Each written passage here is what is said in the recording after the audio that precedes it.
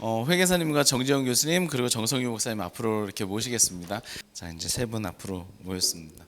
우리 저쪽 끝에는 최호원 회계사님, 그리고 가운데는 우리 실전신학대학원대학교 종교사회학 교수이신 정재영 교수님, 그리고 예인교회 또 담임 목사이시면서 또 그 교회개혁실천연대 집행위원이시면서 기독교 반석폭센터 집행위원장님이신 정성유 목사님, 이렇게 세 분 앞에 모셨습니다. 나름대로 의미 있는 이렇게 일들을 많이 해오셔서 또 제가 부탁드린 내용들도 있고 그런데요. 오늘 또 좋은 이야기 또 논평들 해주시리라 생각이 됩니다. 먼저 정성유 목사님부터 오늘 이렇게 발제 들으시고 또 생각나시는 것들 또 말씀하실 것들 있으시면 이렇게 한 말씀 해주시면 감사하겠습니다. 뭐 전에도 좀 들었던 내용이기도 해서 뭐 도움을 많이 받기도 했는데요. 일단 제 생각과 저희 교회 이야기를 짧게 하는 게 오히려 더 좀 도움이 될 거라고 생각합니다. 뭐 교회가 가장 기본으로 해야 될 어떤 본질의 문제에서 진리, 예수 그리스도 말고 뭐 이렇게 다른 걸 추가할 수가 없죠. 근데 예수 그리스도를 제대로 전하기 위한 기본기에 해당하는 영역으로 가면 뭐 성경 복음 잘 전하자 이런 식으로 뭐 삶을 잘 살자 이렇게 얘기할 수 있는데, 그 중에 하나가 특별히 교회에서는 재정적인 문제가 기본기에 해당한다고 생각합니다. 그러니까 재정의 규칙이나 뭐 그걸 서로 지키려고 노력하는 그런 수고, 이게 교회가 건강하냐, 진리를 잘 따라가고 있느냐 그런 이야기를 할 때 기본기에 해당하는 생각을 먼저 하고 시작을 해야 여기에 대한 좀 적극성이 저는 생긴다고 생각합니다. 또 하나는 헌금은 모두 공적이라고 저는 생각합니다. 사적인 헌금이란 존재할 수가 없다고 생각하고요. 만약 특정인을 향해서, 물론 그것도 공적 헌금으로 들어가기도 하지만 사적으로 전해지는 것은 헌금이 아닌 거죠. 그러니까 헌금이 됐다고 하면 교인의 삶 속에서 들어온 수입을 희생해서 드린 건데, 그러면 그것은 단 한 뭐 영역도 일원도 공적이지 않은 영역이 하나도 없다는 것. 그래서 이건 절차적이나 집행에 있어 투명해야 할 수밖에 없고 또 공개할 수밖에 없다는 생각을 저는 합니다. 세 번째는 저희 교회는 기록을 할 때 사역 또는 이제 부서, 영역 구분으로 기록을 하거든요. 그래서 이제 여기도 사적인 영역은 존재하지 않습니다. 그 임의 지출이라는 방식의 이야기들이 생길 수 없다는 거죠.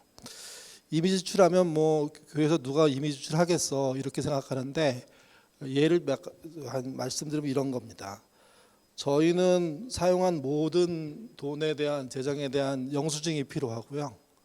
그 다음에 목회자나 그 담당자들이 사용할 때는 교회가 제공한 현금 카드에 의해서 전부 다 지급이 됩니다.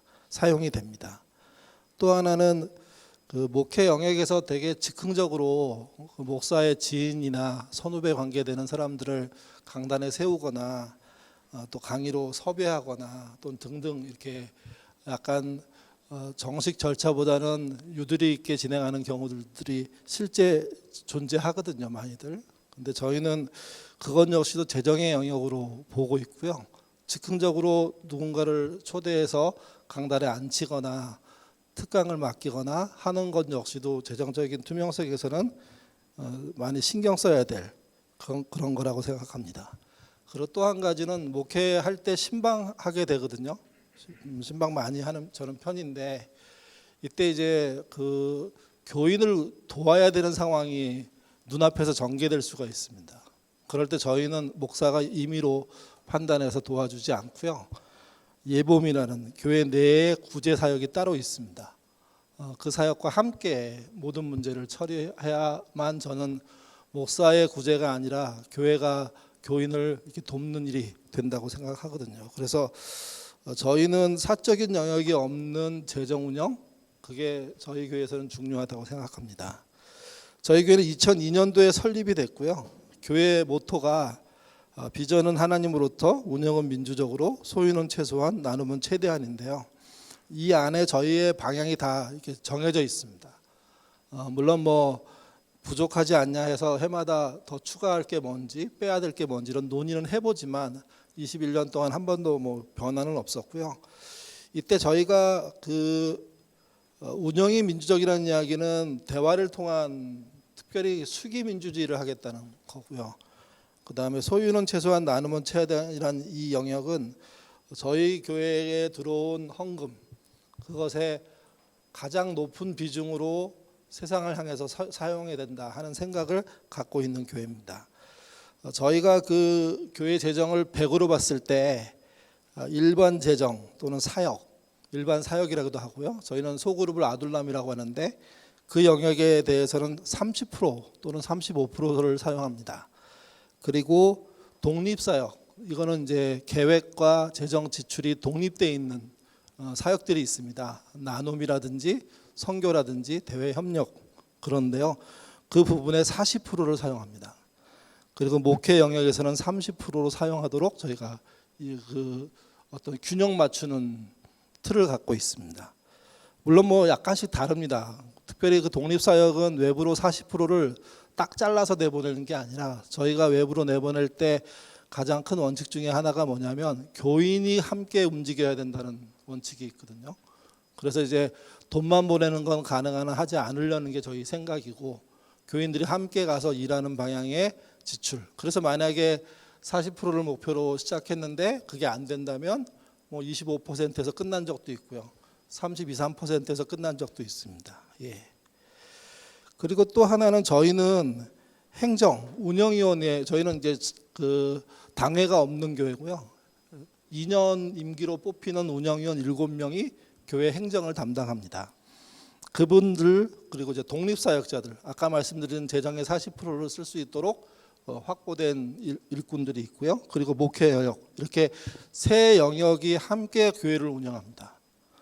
그래서 이제 약간의 뭐 재정 사용의 변동이나 이런 게 생길 때 실제 그런 조정들을 같이 모여서 하게 되죠. 그리고 만약에 재정이 연말 지나서 2월금이 생기게 되면 일정 부분을 기금으로 남기고 나머지 부분은 독립사역을 통해서 외부로 나가도록 사용하는 형식으로 돼 있습니다. 그리고 마지막으로 저희가 이제 올해 내년에 교회 그 표를 방향을 정하면서 역사를 바로 알고 역할을 하는 교회라는 이제 방향성을 정했거든요.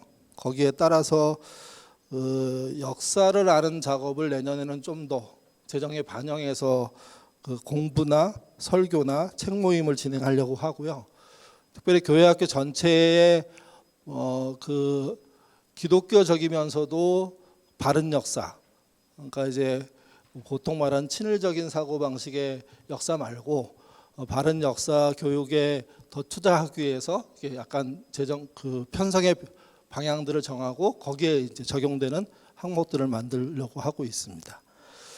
저희는 재정이 큰 교회가 아닙니다. 저의 목회도 그렇고 저희 교인들도 그렇고 그 11조를 저희는 심정 헌금이라고 부르는데 마음의 교회를 향해서 정한 만큼의 헌금을 하면 된다고 생각하거든요. 그리고 약간의 이제 절기 헌금과 본인의 목적에 따라 내는 헌금이 있는데 그렇게 한 이유는 그동안 헌금이 너무 과하다는 저희들의 판단 때문이고 가능한 한 교회에 적은 금액이 헌금되고 오히려 일상에서 삶으로 자신의 돈을 잘 쓰도록 저희가 이렇게 권유하는 쪽이거든요. 그래서 저희는 한 350명 정도 되는 교회인데 재정은 일반 350명 교회보다는 좀 적습니다. 근데 저희는 이제 30대, 40대, 30이라는 원칙을 지키면서 가능한 한 투명하게 그리고 절차 안에서 쓰려고 노력하고 있습니다. 이상입니다. 네. 정지영 교수님 하시기 전에 혹시 회계사님 이렇게 진행하는 교회에 대해서 잘하고 있다는 코멘트입니까? 아니면 뭐 제 입장에서는 결산서를 봐야 되는데 아쉽게도 제가 결산서를 못 봐서 코멘트 드리기가 좀 쉽지는 않습니다. 근데 이제 아까 이제 제가 발제하면서는 조금 이제 내용의 흐름이 안 맞아서 설명을 더 못 드렸는데 이게 보통 우리 결산서 하면서 부서별로 결산을 짓게 하는 경우는 우리가 뭐 이제 우리 교회 내부에서는 그런 논의는 안 됐지만 바깥에 일반적인 비영리 쪽에서는 예산 관리 제도가 하나는 항목별 예산 관리 제도란 게 있고 하나는 또 하나는 이제 MBO라 해서 매니지먼트 바이 오브젝트라 해서 어떤 목표 그 부서가 뭘 하는가 따라서 예산을 관리하는 경우가 있어요. MBO 개념으로 가면 거기 안에서 비용이 인건비가 되든 교통비가 되든 그거는 그 부서에서 목표 달성을 위해서 마음 놓고 쓸 수 있는 부분이 돼요. 그러니까 예산에 대한 통제 관점이 다른 부분이죠. 그래서 예산 관점에서 예산 관리 관점에는 저는 MBO도 우리나라에서 많이 시도가 되지는 않지만 아주 의미가 있는 제도다. 근데 하나 아쉬운 점은 그게 갔을 때 결산에 갔을 때 그 다음에 그러면 다음에 내년에 뭘 할까라고 할 때 작년에 사업에서 이 부서가 어떻게 쓰지는 않으면 세부를 알아야 되기 때문에 보여주는 거는 부서별로 짙게 나오더라도 여전히 안에 있는 부분들은 좀 관리가 좀 필요한 부분은 분명히 있는 부분입니다. 오늘 또 얘기되면 또 더 설명 한번 해보겠습니다. 예. 네. 아무튼 저 개인적으로도 물어보고 싶은 것이 무지 많으나 좀 이따가 물어보도록 하겠습니다. 질문하도록 하겠습니다. 정성희 목사님. 네. 다음 이어서요. 우리 정재훈 교수님께서 오늘 그 발제를 들으시면서 또 여러 가지 생각이 좀 많으셨을 것 같아요. 제가 또 부탁드린 것도 있었고 오늘 그 발제 중에 이런 얘기가 있었습니다. 교회 재정 보고는 교회 밖 사람을 위한 것이다. 네, 지금까지 잘 못 해온 것 같습니다, 교수님, 그렇죠? 네, 한 말씀 해주신다면 어떠세요? 네, 사실 이제 이런 자리 올 때마다 좀 부담이 됩니다. 제가 뭐 재정이나 회계 전문가가 아니기 때문에 무슨 얘기 할 수 있을까 이제 그런 고민들 많이 하는데 또 이 목사님 말씀하신 것처럼 꼭 이런 회계 자체에 대한 것이 아니더라도 교회의 어떤 공공성이나 신뢰에 대한 부분들 좀 얘기해 주면 좋겠다는 그런 말씀을 드렸는데요. 뭐 잘 아시는 것처럼 이제 한국 교회 여러 가지 뭐 이슈들이 많이 있습니다만 그 가운데서도 뭐 이 헌금 재정이 뭐 빼놓을 수 없는 중요한 이슈가 되기도 하고요. 뭐 오래전부터 이제 뭐 이 문제 때문에 교회를 떠나는 사람들이 많다는 얘기도 하고 있습니다. 기윤실에서 사회 신뢰도 조사하는 거 잘 아실 텐데요. 올해는 제가 책임을 맡고 발표도 했습니다만 매번 이제 한국 교회 신뢰도 회복을 위한 개선 과제로 물어보면 불투명한 재정 사용 이게 항상 중요하게 나옵니다.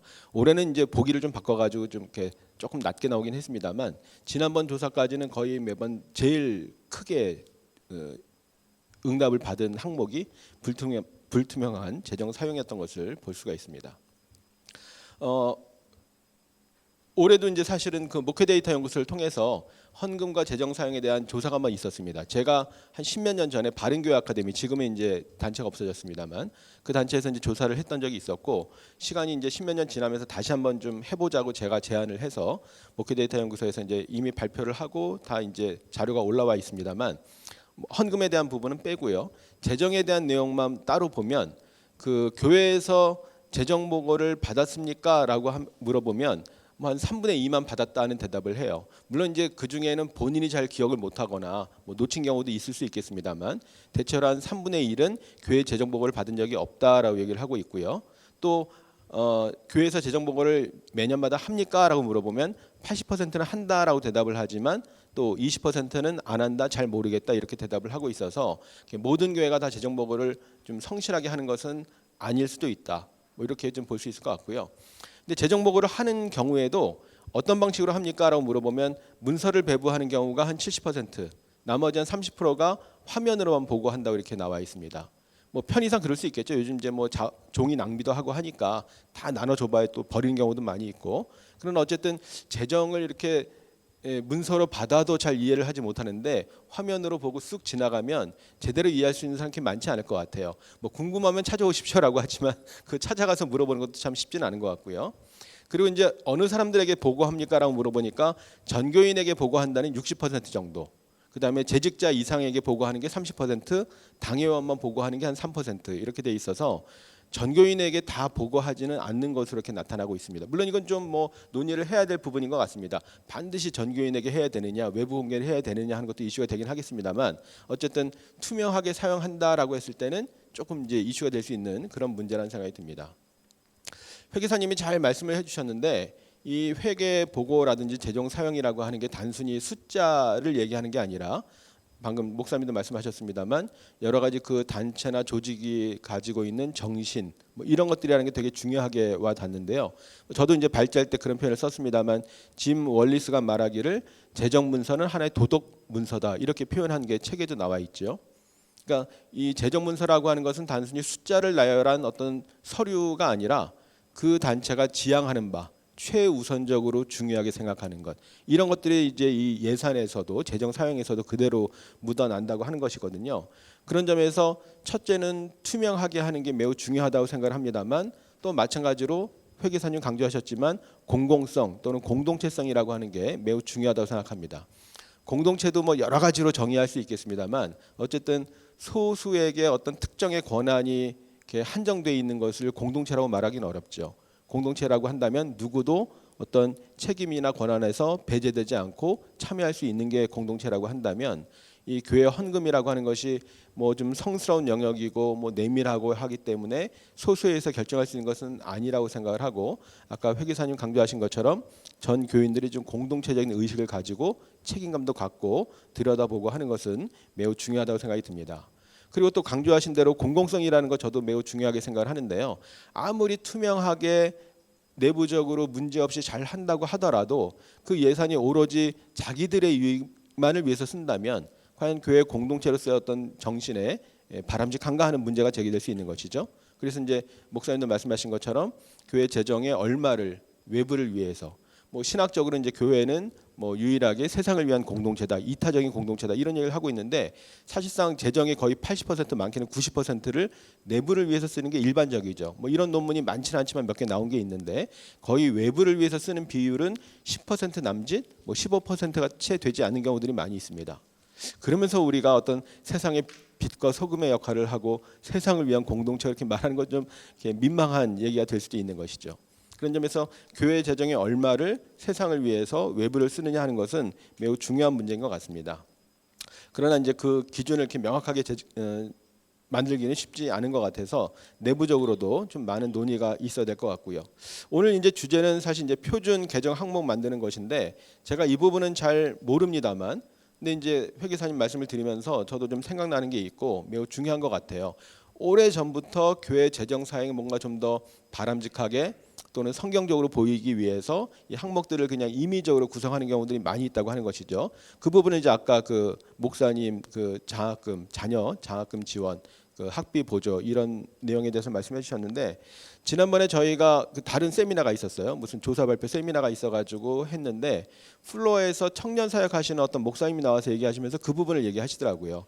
청년들이 교회에 대해서 가지고 있는 불만 중에 하나가 재정을 불투명하게 사용하고 담임 목사님에 대해서 이런저런 이제 지원을 하고 있는데 그것을 이제 겉으로는 장학금 지원이 해가지고 굉장히 공적으로 좋게 쓰는 것처럼 포장이 돼 있다고 하는 것이죠. 이런 것들에 대해서 이제 청년들이 되게 좀 동의하지 못하는 부분들이 많이 있다고 얘기를 하고요. 전에 어느 글에서는 제가 직접 본 건 아니지만 글에서 봤을 때는 뭐 예를 들면 전도사 사례비를 인건비를 전도비로 이렇게 책정을 한 경우도 있었다고 해요. 전사님 그 사례를 받아서 항상 전도를 하고 다니시는 건 아니잖아요. 그러니까 그것을 전체를 다 전도비 항목으로 잡는 것은 우리 교회 이만큼 전도하는데 많이 재정을 쓰고 있다. 뭐 이런 의미로 하는 거겠죠. 그래서 그런 것들도 좀 정확하지 않은 것 같아서 오늘 말씀하신 것처럼 표준 항목을 만들고 이런 것들을 좀 더 일관성 있게 그래서 다른 교회하고 좀 비교도 하고 그렇게 하는 작업은 매우 중요하고 의미가 있다고 생각이 듭니다. 제 생각은 이제 그 정도 말씀을 드리고 이제 보면서 조금 질문 한 가지를 말씀을 드린다면 아까 이제 회계사님도 강조하셨던 것처럼 내부 외부를 이렇게 그 항목에서도 표시를 하거나 알 수 있게 하는 게 좀 중요하다는 생각이 들어요. 방금 말씀드렸던 것처럼 우리 교회 재정에 얼마를 외부를 위해서 쓰고 있고 내부의 필요를 위해서 쓰는가 하는 것들이 좀 더 명확하게 구별이 되면 좋겠다는 생각이 드는데 지금 개정 항목에서 어떻게 그런 것들이 나타나 있는지가 조금 더 설명해 주시면 좋을 것 같고 한 가지 질문은 인건비에서 이제 외부라고 표현된 부분이 3쪽에 나와 있는데 외부 강사 지출은 외부가 맞기는 맞죠. 근데 이제 제가 드는 의문은 그 필요가 외부를 위해서 하는 건가 내부를 위해서인가 생각을 해보면 외부 강사에게 지급을 하지만 사실 우리의 필요를 위해서 쓰는 돈이지 않는가라는 생각이 드는 거예요. 결국 이제 교육도 우리 성도들 위해서 교육하는 것이지 외부 강사를 지원하기 위해서 쓰는 돈은 아니라서 여전히 내부 필요로 쓰는 돈이 아닌가. 만약에 이제 그거를 외부라고 쓰게 되면 제 기준에서는 원래 생각보다 더 외부를 위해서 뭔가 많이 쓰는 것처럼 이렇게 항목이 될 수도 있을 것 같아서 어떤가 궁금해서 좀 여쭤보고요. 요거는 이제 뭐 이 자체의 문제는 아닙니다만 아까 말씀드렸던 것처럼 어디까지 공개해야 되는가 이런 숙제가 좀 남아 있는 것 같아요. 그래서 이 내용들을 물론 이제 교회 내부에서는 가능하면 전 교인이 알 수 있도록 하는 게 좋다고 생각합니다만 외부 공개를 어디까지 해야 되는가? 그리고 이걸 이제 홈페이지 어떤 교회는 이제 뭐 아주 상세하게까지는 아니라도 많은 부분을 이렇게 공개하는 교회도 간혹 있다고 듣긴 했습니다만 그렇게 하는 것이 좋은 것인지 흔히 우리가 쓰는 표현 중에 불필요한 오해를 불러일으킬 수 있다 뭐 이런 얘기를 하잖아요. 예를 들면 꼭 이런 재정이 아니라도 설교문 같은 경우에도 이렇게 우리 교회 성도들을 염두에 두고 이렇게 작은 공동체에서 했던 설교인데 이게 공개가 됐을 때 이게 맥락과 떨어지면서 오해를 사는 경우도 간혹 있더라고요. 좀 다른지 모르겠습니다만 재정 같은 경우에도 이제 전체 공개를 했을 때 외부인이 보게 되면 좀 불필요한 시비를 걸 수도 있고 이런 것들이 어떤지 하는 좀 질문도 드리고 싶고요.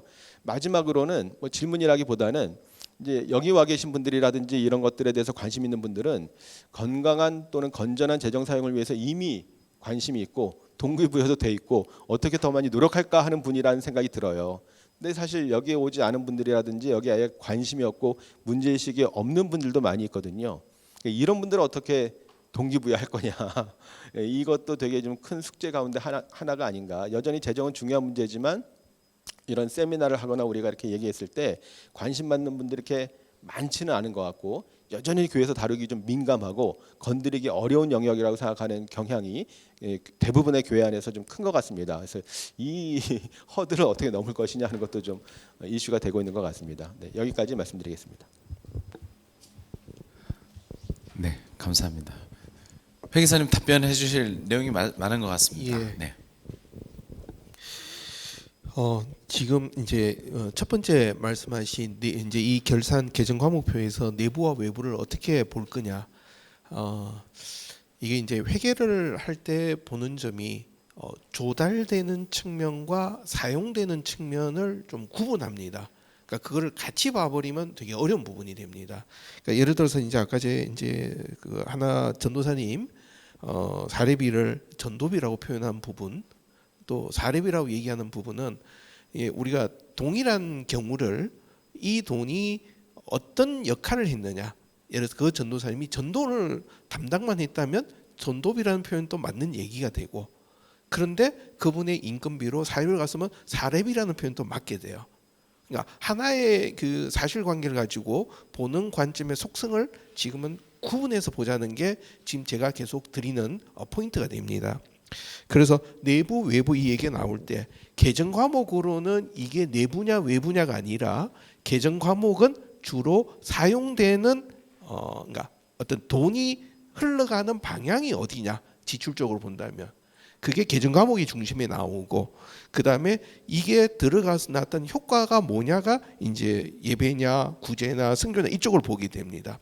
그렇다 그러면은 아까 질문하신 이게 교회 내부로 쓰였냐 외부로 쓰였냐, 조달은 어느 쪽이든 간에 그거 자체가 예를 들어서 외부 강사가 전도 세미나의 관점에서 했다면 외부 강사가 외부인을 하게 되죠. 그러면 외부 인건비에 들어가고 그것이 선교 쪽에 들어가서 이제 분류가 되게 됩니다. 그렇다 그러면 내부 외부 판단은 위에 분류된 거 행정 예배 코이노니아 교육은 두 가지가 같이 나올 수 있습니다. 교육 일부까지는 내부라고 보이고 선교 구제 또 다른 것들은 이제 외부라 보입니다.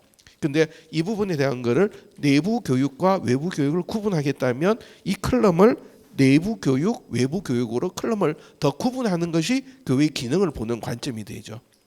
그래서 오른쪽에 나온 부분으로 이 부분을 구분할 수 있다고 보게 되고요. 두 번째 이제 인건비 아까 이제 말씀하셨던 외부 부분 말씀드렸지, 이 돈이 지출된 방향은 내부에서 된 게 아니라 외부에서 초청한 강사비다. 그러니까 이것을 구분한 이유는 교회가 내년을 예산을 잡을 때 왜냐하면 내부 인건비는 어떻게 보면 고정비 성격입니다. 그러나 외부 인건비는 필요에 따라서 초청하기 때문에 예산에 따라서 좀 플렉시블하게 움직일 수 있는 부분이죠. 그러니까 내년에 참고가 되는 정보를 얻기 위해서 내부와 외부를 구분한 것이지 이것이 교회가 하는 역할의 개념은 아니고 조달의 측면으로 오늘 말씀드렸던 부분입니다. 그리고 공개의 범위를 어디까지 하느냐라고 할 때 뭐 이 부분은 교회 내부에서는 참 논란도 많고 또 많은 경우에 교회만 되게 숨기려고 그래요. 그러니까 지금 일반 주식회사의 상장사들은 사업 보고서가 분기별로 나오면서 여러분 금감원 다트 사이트 들어가면 엄청나게 자세하게 나옵니다. 거기에 저기 임원들 급여까지 다 나옵니다. 저희 회계법인 또 보수 높으면 다 나와야 됩니다. 그런 정도로 공개가 다 되고, 그다음에 비영리 법인들의 경우도 비영리 법인들이 하는 얘기는 우리가 기부받아서 이렇게 사용됐다고 자세하게 알려줄수록 비영리 법인은 존재 의의가 있습니다. 왜? 받았돈은 어떻게 사용했다고 보여주는 거죠. 그럼 교회는 그럼 어떻게 하냐? 교회가 쓰였던 걸 보여주는 것 자체는 교회가 들여진 헌금을 어디에 어떻게 쓴다는 우리의 정체성을 보여주는 부분입니다. 물론 반대도 많지만 저는 가감 없이 다 보여주자. 근데 이것 때문에 외부에서 공격을 하고 외부에서 어떤 시비거리를 건다면 그걸 걱정하는 게 아니라 그 공격거리와 시비거리가 되지 않도록 교회가 재정 관리를 더 잘해가야 되는 게 그게 우리가 해야 되는 부분이다. 그래서 저는 개인적으로는 공개에 대한 제한은 없다. 개인적인 프라이버시가 있는 부분들, 예를 들어 구제를 했는데 누구한테 갔다, 그러니까 이런 부분들은 우리가 보호를 해야 되겠죠. 그 이외의 경우라면 이것을 숨길 이유는 저는 없다고 생각합니다. 그리고 뭐 늘 나왔던 얘기지만 솔직히 오늘 오신 분들은 이런 설명 안 들으셔도 되는 분들이에요. 아니어도 다 찾아가시는 분들이고 또 정말 해야 되는 분들은 여기 안 오시거든요. 그렇지만 이런 논의를 해서 자꾸 어떤 자료가 남고 이렇게 가야 어떤 이런 일이 생겼을 때 도움을 받고 갈 수 있는 점이어서 어떻게 보면은 허공을 향해서 돌을 던지는 것 같지만 어떤 그 돌에 나중에 싹이 틀 것 같아요. 예. 네, 감사합니다. 공개 여부 이야기 말씀하셨는데요. 정성희 목사님 어떻게 생각하십니까? 다 공개하자.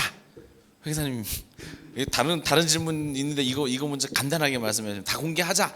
저는 공개하는 게 좋다고 생각하는데 저희가 당한 일을 좀 생각하면 좀 교인들은 다르게 생각합니다. 그러니까 이제 무슨 얘기냐면 초반기에 저희가 전액 아주 자세하게 다 공개했는데 돈이 좀 남은 거예요.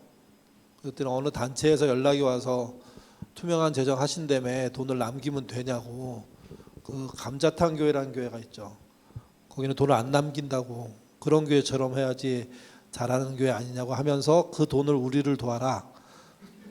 저한테 이제 처음에 얘기를 했어요. 제가 그건 논의를 해봐야 되겠다. 근데 우리도 약간의 기금이 필요한데 아직 그거 논의 중이다. 이렇게 얘기했거든요. 근데 이제 그거를 운영위원회 가서 논의를 했더니 운영위원들이 아무도 안 믿었어요. 그런 사람이 어딨냐고 세상에. 근데 그 다음에 운영위원장한테 연락이 간 거예요. 그 사람이 어떻게 하는지 모르겠는데, 그래서 목사님한테도 얘기했는데 교회가 그렇게 투명한 재정하겠다고 하면서 돈을 쌓아놓고 쓰지 않으면 되냐.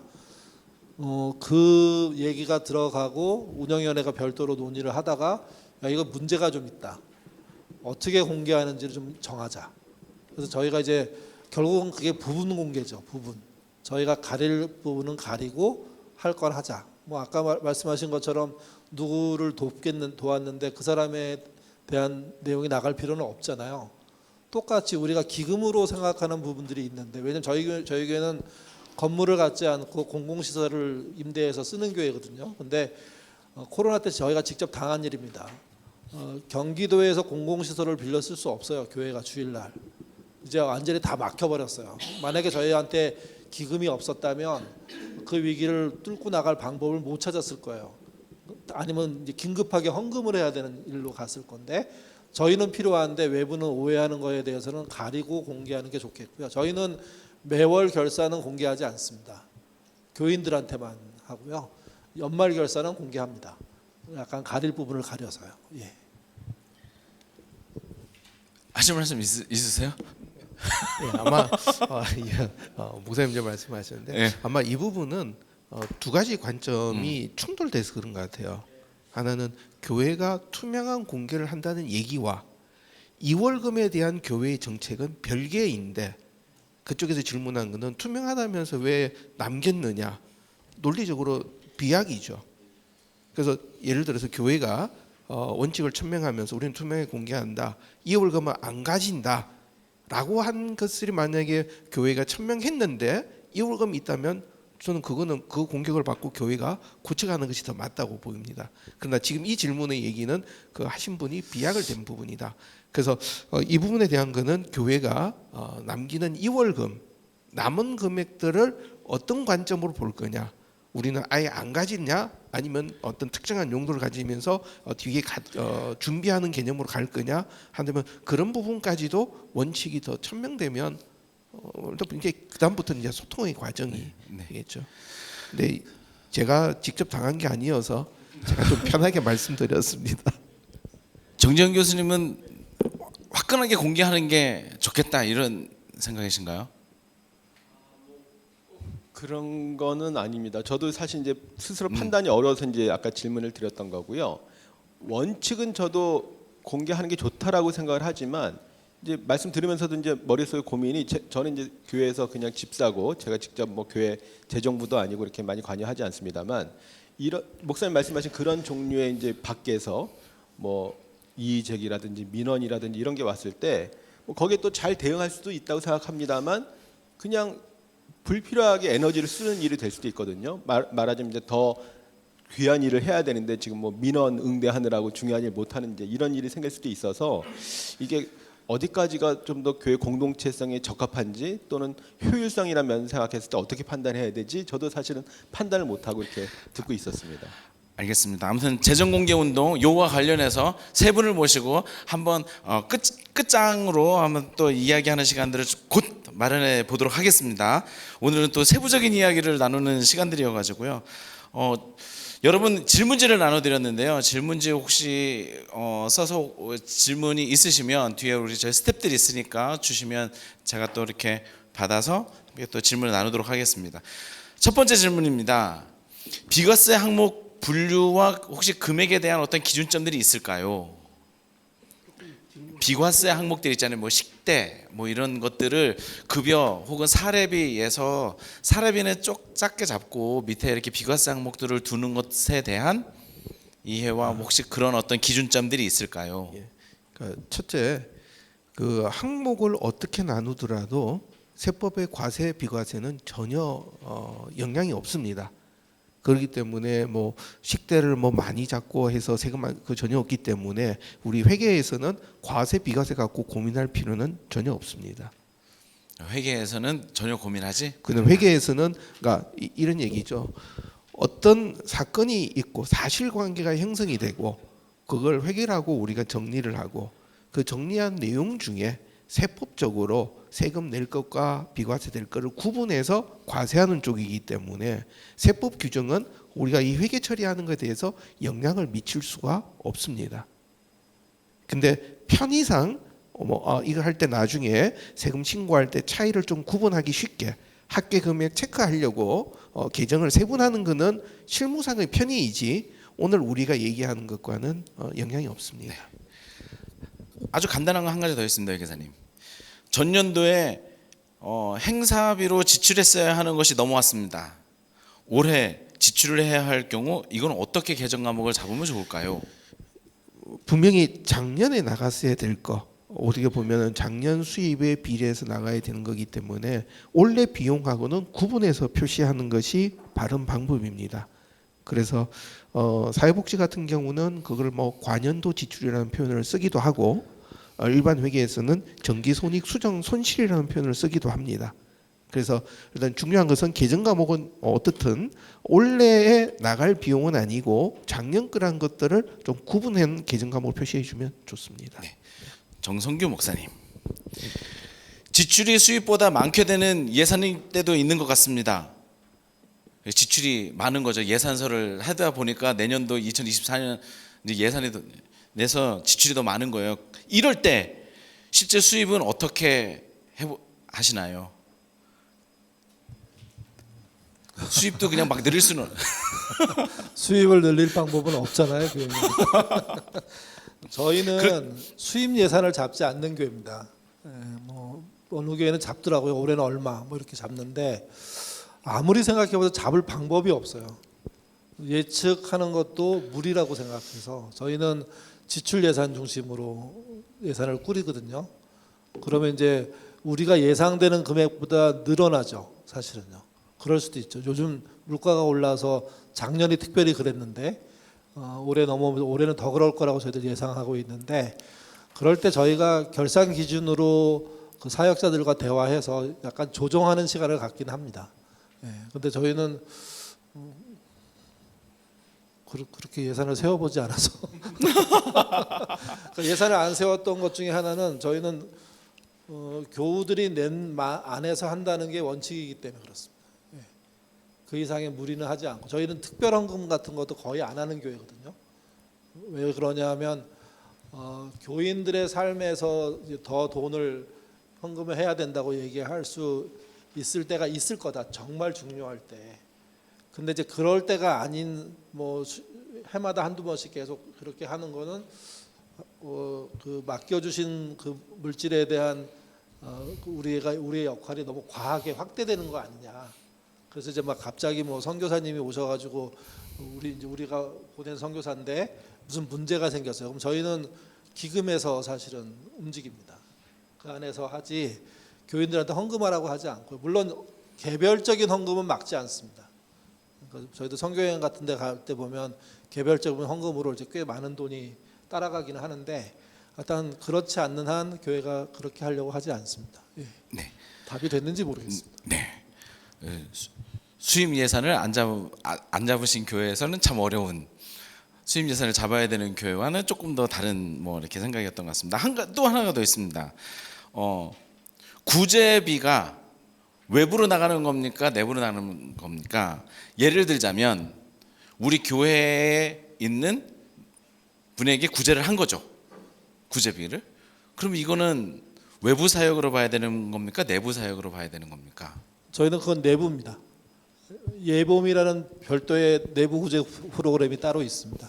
그리고 외부로 나머지는 구제 이렇게 말하면 전부 외부로 나간 겁니다. 전부 다 전액 다. 그래서 예봄으로 썼냐, 그 다음에 나눔으로 썼냐 이렇게 나뉩니다. 저희. 네, 알겠습니다. 그리고 정재영 교수님 여러 이렇게 교회들을 이렇게 좀 보셨을 텐데요. 큰 교회는 이런 재정 운영이나 이런 데 나름대로 이제 기준도 있고 전문 인력도 있고 작은 교회 같은 경우는 전문성이나 인력이 부족한 경우들도 있습니다. 이게 많이들 사례들을 보셨을 텐데 이런 내용들을 좀 보시면서 건강한 이렇게 재정 운영이 어떻게 또 할 수 있는지 큰 교회야 뭐 그렇다고 치지만 작은 교회는 되게 어렵잖아요. 작은 교회도 또 많이 보시고 그러셨으니까 그럼에도 불구하고 이렇게 하면 좋겠다 뭐 아이디어가 있다면요. 네, 사실 뭐 답이 없는데요. 제가 이제 이런 강의를 하거나 어디서 이제 표현을 하면 그 질문을 되게 실제로 많이 받습니다. 작은 교회 목사님들이 하소연하듯이 이제 말씀을 많이 하시는 것이 우리는 사실 뭐 미자립인 교회도 있고 재정 자립이 안 돼서 이제 목사님 사례도 제대로 못 받는 경우들도 있고 사실상 무슨 공개할 재정 자료 자체가 별로 없다는 거예요. 뭐 거의 다 뭐 이제 예산은 마이너스고 그래서 제가 그런 경우에 사실 뭐라고 드릴 말씀이 없고 당연히 거기에 어떤 회계 전문가도 없고 이제 목사님이 하시거나 성도님 한 분이 뭐 이렇게 맡아서 하는 경우들이 많이 있어서 그런 경우에 현실적으로 뭐 좋은 방법은 없는 것 같습니다. 근데 제가 이제 그냥 원론적으로 강조를 드려서 드리는 말씀은 이제 그런 거죠. 우리 성도들이 일반적으로 이제 11조를 해야 되느냐 말아야 되느냐 아까 이제 정 목사님도 비슷한 말씀하셨지만 이제 교회마다 이제 상황이 좀 다르고 이해가 좀 다를 수 있지만 그래도 대체로 11조를 하는 게 바람직하고 또는 뭐 옳다고 생각하는 교회들이 많이 있잖아요. 한국 교회들 중에. 그래서 이제 우리가 교회 그 소득이 있으면 어떤 목적을 위해서 쓰기 이전에 미리 이제 하나님께 드릴 것을 10분의 1을 떼놓고 이제 교회에 드리고 쓴다 이런 원칙들을 가지고 얘기들 많이 하는데 교회가 작고 재정이 좀 부족하다고 하더라도 어쨌든 그 교회가 재정을 온전히 자체적으로만 쓰는 것은 교회 존재 목적상 좀 어울리지 않는 것 아닙니까? 그렇다면 아무리 교회가 어려워도 그게 뭐 10분의 1은 안 된다고 하더라도 100분의 1이 된다고 하더라도 성도들에게 그렇게 11조 헌금을 설명하고 중요하게 얘기하는 것처럼 교회도 전체 예산의 다만 얼마라도 뭐 1%가 안 되면 0.5%라도 최소한 우리가 외부를 위해서 쓴다는 그런 어떤 원칙을 가지고 사용하는 게 중요할 것 같습니다라고 이렇게 말씀을 드려서 가능한 한 뭐 작고 재정이 어려운 교회라도 우리 내부를 위해서만 쓰지 말고 최소한 그 주변의 이웃을 좀 생각하자는 그런 취지로 말씀을 드리는 정도죠. 뭐 사실 그 이상은 좀 어려운 것 같습니다. 네, 네, 네. 다 하실 말씀이 있으시네요. 네, 정성윤 목사님. 저희도 이제 뭐 재정이 어려울 때 사실은 그때도 똑같이 뭐 비전은 하나님부터 운영은 민주적으로 소유는 최소한 나누면 최대한 모토는 같았거든요. 그때 돈이 나갈 방법이 없을 때가 있더라고요, 한동안. 저희가 이제 그때 했던 게 뭐냐면 카톨릭 재단이 운영하는 장애인 복지관 부천에 가장 큰데 거기를 찾아가서 우리가 할 수 있는 일을 찾았습니다. 돈이 안 들어가는.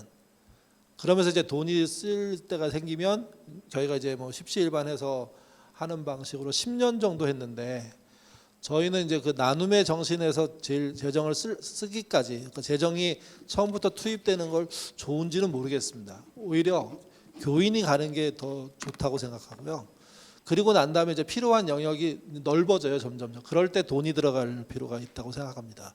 돈이 들어가고 난 다음에 사람이 들어가는 건 굉장히 어렵습니다, 사실은. 우리가 그 19세 보육원에서 나온 아이들 독립한다고 걔네들 케어하자고 교회들이 많이 덤벼들었는데 전부 다 19세 그 교인들에 의해서 어떤 일들이 벌어졌냐면 그 19세 아이들에 의해서 당신들이 뭔데 우리를 케어해 이런 소리를 들었어요. 얘기가. 그러니까 그걸 하려고 했으면 사실은 보육원에 이미 교회가 들어가서 오랫동안 같이 친교를 한 상태에서 어떤 아이가 18살, 19살 돼서 나오게 되면 너 어떻게 할래? 이런 케어가 가능했어요. 돈이 들어가는 시점은 그때예요. 그때. 그래서 저는 작은 교회이지만 재정의 투입이 어렵다고 생각해서 우리는 구제나 나눔이 어렵다, 국률이 어렵다고 생각하는 건 좀 오히려 더 곤란해지는 거라고 생각하고요.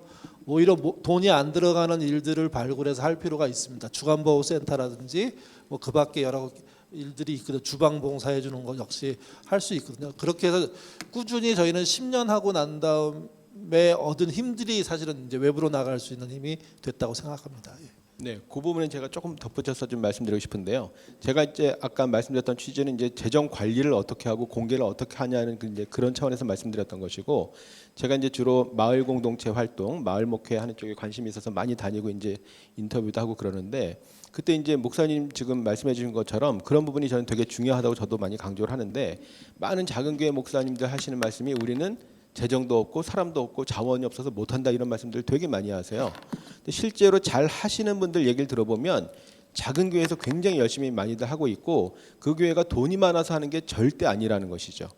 오히려 밖에 나가서 다양하게 할 수 있는 영역들이 많이 있고 또 우리가 뭐가 많이 있어서 베풀고 나눠준다는 것은 어떻게 보면 조금 옛날 방식이기도 합니다. 정말 사람들이 먹고 뭐 이렇게 누릴 게 없을 때 교회는 조금 더 재정이 있으니까 여유가 있으니까 베푼다고 하는 게 어찌 보면 조금 이게 동정 같은 거고 이제 시혜적인 차원에서 하는 거거든요. 그러니까 요즘에 말하는 공동체 활동이나 운동이라고 하는 것은 그런 시혜적인 활동이 아니고 더불어서 같이 힘을 합해서 하는 거거든요.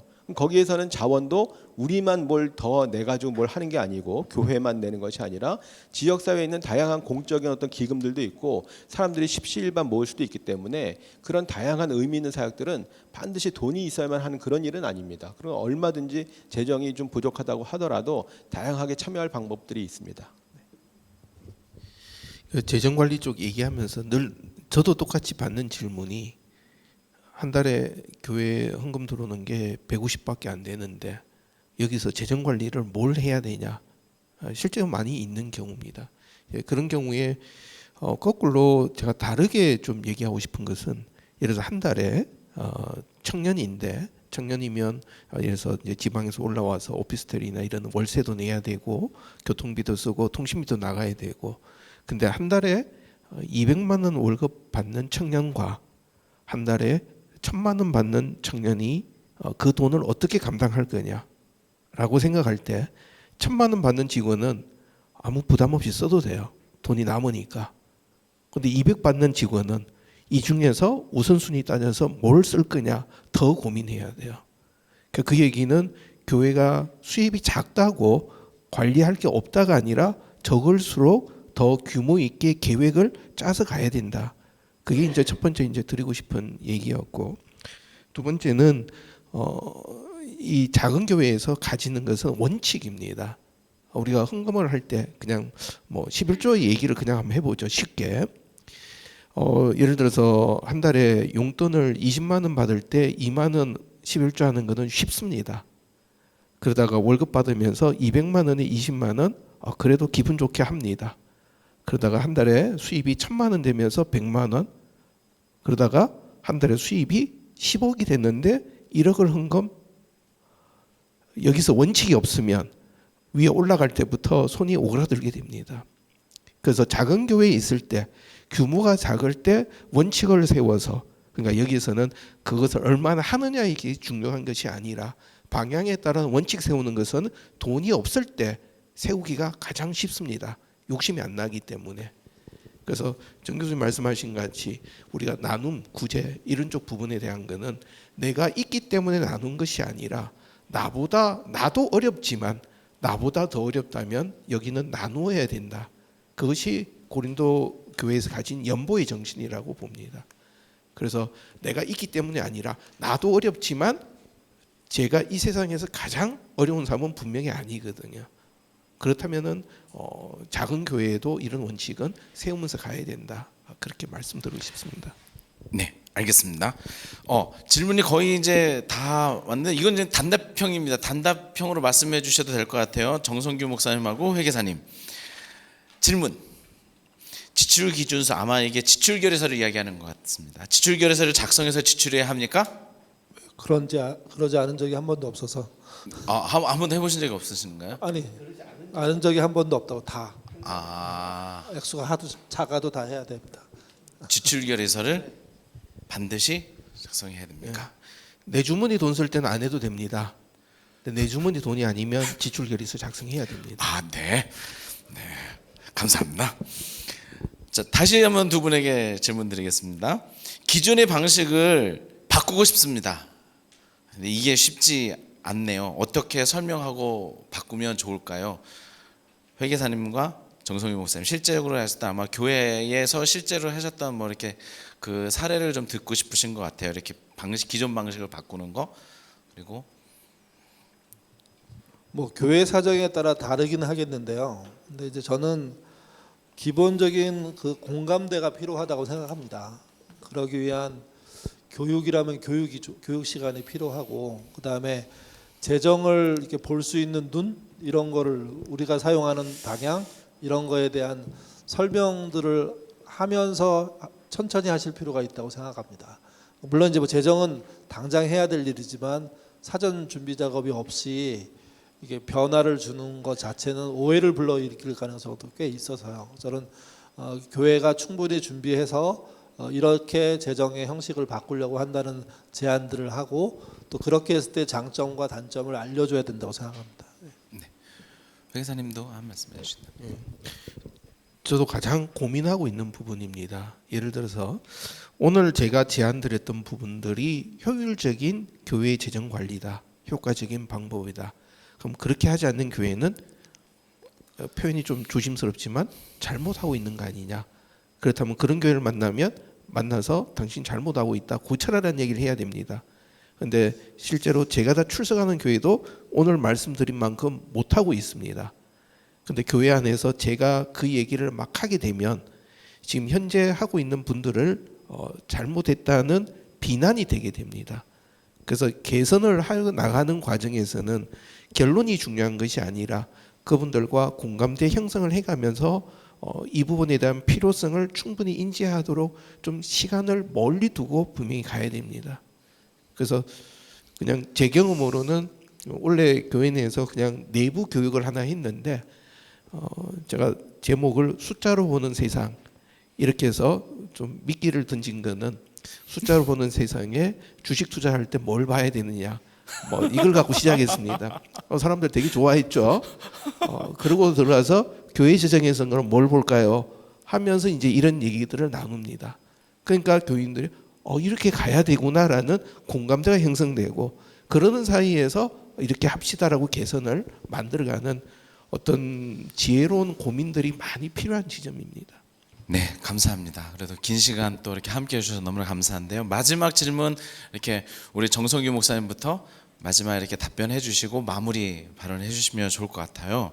이렇게 질문이 올라왔습니다.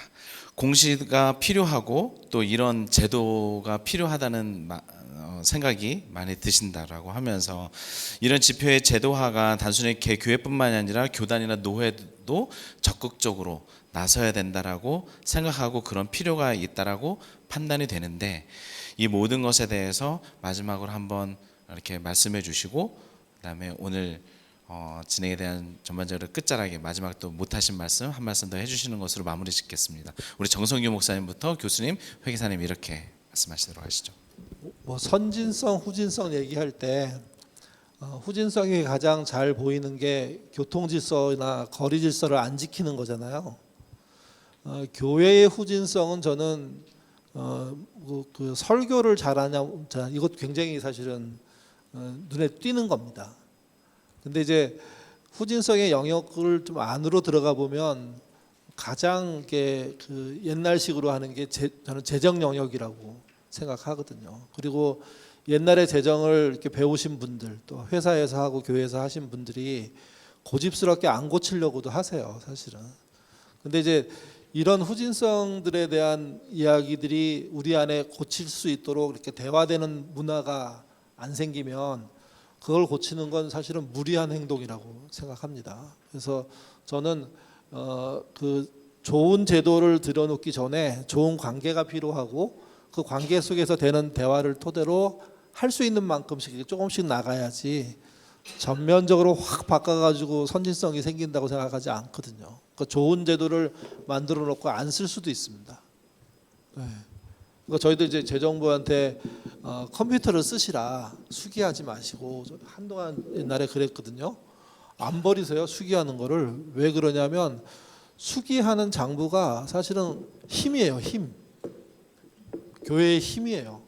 교회에서 가장 힘을 쓸 수 있는 정보예요. 그러니까 이제 이게 컴퓨터로 넘어가고 쉽게 누군가에게 전달되는 것 자체를 거절하시더라고요. 그래서 사실은 이제 그분들하고의 대화가 필요했고 그분들을 설득해서 그래도 이렇게 가야 된다. 당신들이 관두고 나면 누가 할 거냐. 그래서 표준화시키는 문제, 기입하는 문제, 그거를 전산화하는 문제, 그다음 공개하는 문제 이렇게 나눠서 접근을 한 거지 처음부터 그냥 확 전면적으로 시작하고 그러지는 못했습니다. 그래서 저는 순차적으로 이렇게 선진적인 방향으로 가는 그림을 그리시고 설득하면 대부분은 이해하시고요. 갈 수 있다고 생각합니다. 예.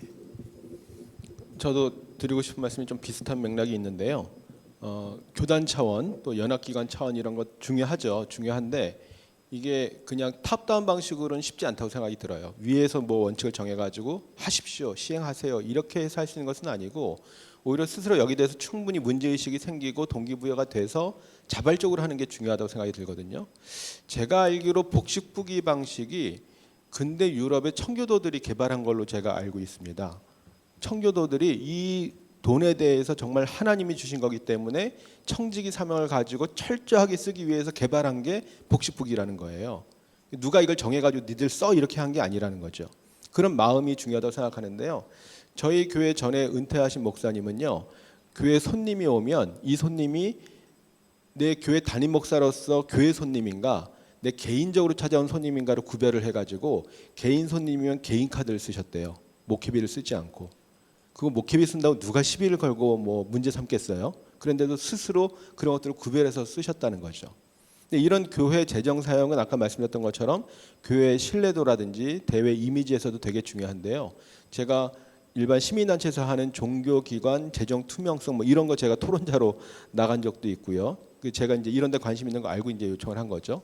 한번 어떤 카드 회사에서 코로나 터지고 나서 저한테 연락이 왔는데 무슨 블록체인 기술을 통해 가지고 뭐 재정 운영을 하고 헌금을 하고 선교사님 후원금 보내는 그런 기술이 개발이 됐는데 교계에서 이런 것들을 좀 보급하고 쓸 수 있겠냐고 저한테 물어보더라고요. 그래서 굉장히 좋은 것 같은데 이제 특별히 그 얘기를 하는 것은 재정 운영이 투명하다는 거예요. 블록체인 기술을 통해서 이렇게 저는 잘 모릅니다. 기술적으로 모르는데 그렇게 설명을 하는 거예요. 그래서 제가 되게 좋기는 한데 한국교회에서 그걸 선뜻 하려고 할지는 저는 잘 모르겠습니다. 재정 투명성 저는 중요하다고 생각하지만 한국교회가 재정을 다 투명하게 이렇게 노출시키는 것을 원할지 모르겠고요. 심지어 선교사님들도 선교 후원금 받는 거 다 이렇게 말하자면 적나라하게 노출이 되는 것을 원하실지 모르겠어요. 근데 이런 것들 위에서 원칙을 정해가지고 하세요 해서 약간 좀 뭐라고 강압적으로 탑다운 방식으로 하는 것보다는 아래서부터 정말 필요를 절실하게 느껴서 우리 스스로 이런 것들이 정말 필요하다고 해서 공감대를 형성하고 할 수 있는 그런 방법들이 아마 이런 오늘 세미나 자리일 것 같고요. 이런 데 대한 관심이 좀 커져야 될 거라고 생각이 듭니다. 그냥 율법 얘기 한번 하고 싶어요. 마무리하면서 구약에서 이제 출애굽해서 이스라엘 백성이 어떻게 하나님을 잘 사랑할 거냐 방법으로 율법을 알려주셨죠. 그러고 난 다음에 유대의 많은 장로들이 여러 가지 뭐 또 규칙도 만들고 그러다 보니까 신약 오면서는 그 율법과 규례가 지키기만 하면 하나님 섬기는 건데 본질은 없어져 버렸거든요. 그러니까 지금 교회 재정에도 유사한 얘기가 동일하게 적용이 돼요. 많은 경우 얘기하는 거는 교회 회계 처리에 대한 기준이 없어서 우리 잘 못하겠다. 그러니까 이거는 그럼 기준을 충족하면 본질이 형성되는가? 그러니까 다른 말로 기준을 지키기 위해서 교회 재정을 관리하느냐 아니면 교인들하고 소통하기 위해서 세상과 소통하기 위해서 결산을 하느냐 그 관점이 우린 지금 부족한 거죠. 우리나라의 그 비영리 회계 기준이 2018년에 나왔습니다. 그 전에 이게 없다고 단체들 전부 불평했거든요. 2016년에 이제 그쪽 관련돼서 미국에 있는 여러 단체 방문했는데 미국 사람들하고 이제 얘기하다가 우리나라의 단체들이 기준이 없어서 잘 못한다. 그쪽에서는 이해를 못해요. 기준이 왜 필요하냐? 이거 보는 사람이 이해하도록 만들어서 제공해주면 되지 기준이 뭐가 중요하냐? 그러니까 그 본질을 우리가 살려야 된다는 얘기입니다. 그래서 이 재정관리, 개정과목 오늘 제가 말씀드린 것도 하나의 기술적인 조금 더 좋은 팁에 불과한 겁니다.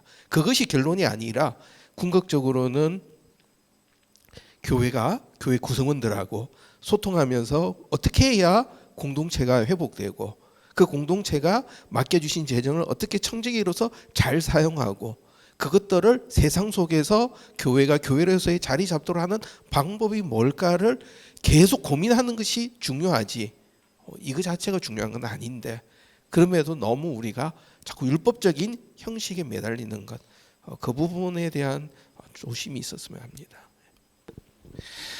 네, 감사합니다. 2023년 하반기 재정 세미나 건강한 교회 재정 지표 만들기 두 번째 시간 교회 재정의 우선순위에 따른 개정 과목의 지표 만들기 시간이었습니다. 긴 시간 동안 함께해 주신 여러분 너무나 감사드리고 또 두 번에 걸쳐서 발제 준비해 주신 우리 최호윤 회계사님 그리고 오늘 정말 학자적 관심으로 예리하게 질문해 주신 정재영 교수님 그리고 목회 현장에서 또 애쓰고 수고했던 또 지난날의 이야기를 들려주신 우리 정성규 목사님 너무나 감사를 드립니다. 이것으로 오늘 세미나 마치도록 하겠습니다.